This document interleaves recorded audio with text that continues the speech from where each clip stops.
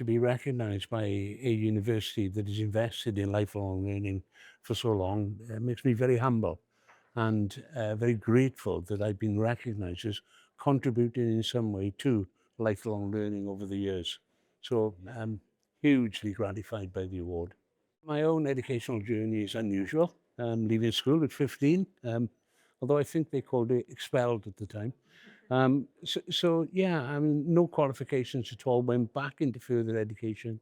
Further education lit the spark in me for education.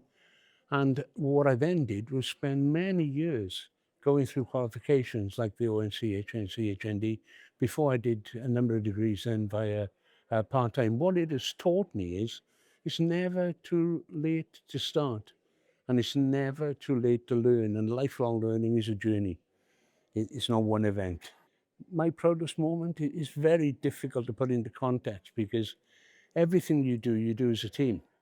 So, I could raise a couple of points which I think would be perhaps genuinely different, and that would be the entrepreneurial spirit of the college, being less reliant on Welsh Government for the funding. But actually, I think it is definitely the success of our students over the last 23 years, which has made me the proudest.